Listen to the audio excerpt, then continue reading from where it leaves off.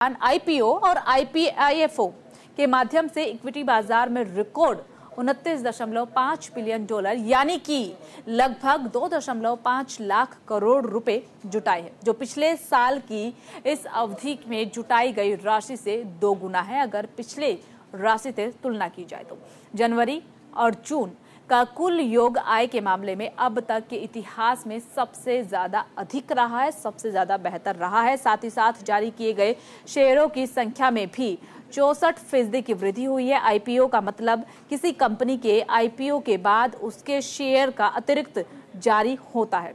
आपको बता दें कि नए शेयर की बाढ़ में के बावजूद भी मांग आपूर्ति से आगे निकल रही है, क्योंकि आम चुनाव के नतीजों की घोषणा के बाद ही निवेशकों ने अधिक इक्विटी खरीदने के लिए दौड़ लगाई है, जिससे कि साल की पहली छमाही में ही निफ्टी ने 10% की वृद्धि हुई है।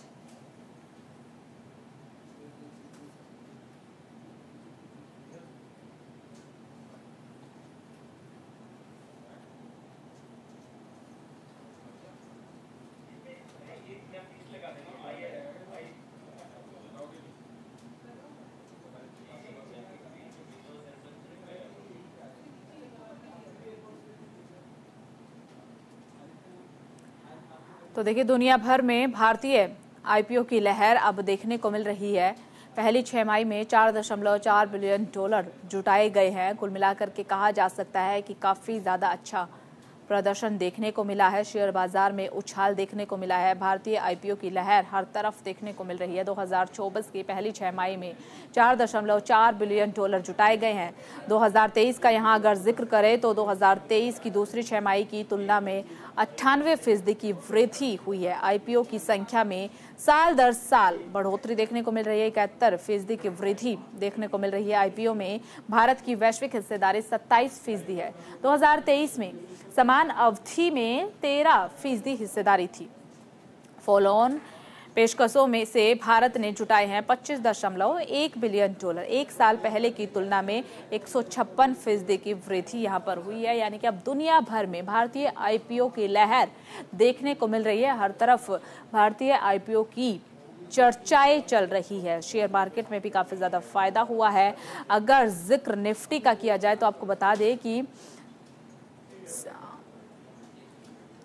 इस साल की पहली छमाही में निफ्टी में 10% की वृद्धि जो है वो दर्ज की गई है। ग्रॉस मार्केट वैल्यू में भी कई गुना की बढ़ोतरी दर्ज की गई है।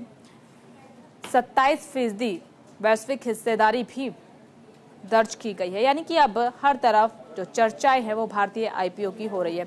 आईपीओ का मतलब आपको बता देते हैं। आईपीओ का मतलब किसी कंपनी के आईपीओ के बाद उसके शेयरों का अतिरिक्त जारी होता है, इसे आईपीओ कहा जाता है।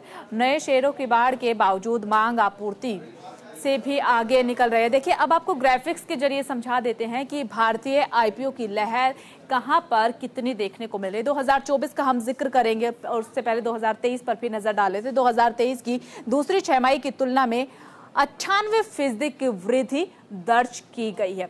ग्राफिक्स के जरिए आपको बता रहे हैं आईपीओ की संख्या में भी साल दर साल 71% की वृद्धि जो है वो दर्ज की जा रही है। यानी कि हर साल वृद्धि हो रही है, हर साल वृद्धि दर्ज की जा रही है, जिसकी जो अमाउंट है वो बताया जा रहा है कि 71% दर्ज की गई है। आईपीओ में भारत की वैश्विक हिस्सेदारी जो है वो 27% है।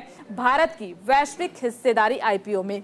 इसके अलावा 2023 में समान अवधि में 13% हिस्सेदारी थी। 2023 में हिस्सेदारी जो है वो 13% थी समान अवधि में।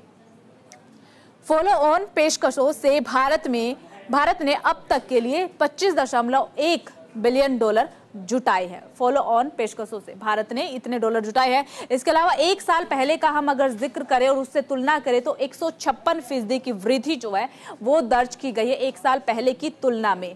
यानी कि लगातार बढ़ोतरी हो रही है। 2024 की पहली छमाही का जिक्र करें तो 4.4 बिलियन डॉलर जुटाए गए हैं। आप ये देखिए और समझिए कि हर तरफ जो बात है वो सिर्फ और सिर्फ भारतीय आईपीओ की ही हो रही है। भारतीय आईपीओ की लहर अब दुनिया भर में देखने को मिल रही है। और चलिए इसी के साथ अब खबरों में आगे बढ़ते हैं। भारत हर रोज तरक्की के नए अध्याय गढ़ रहा है। देश ही नहीं बल्कि विदेश में भी भारत की जय जयकार हो रही है। अब अमेरिका जैसे सुपर पावर देश ने भी भारत को लोहा मान लिया है।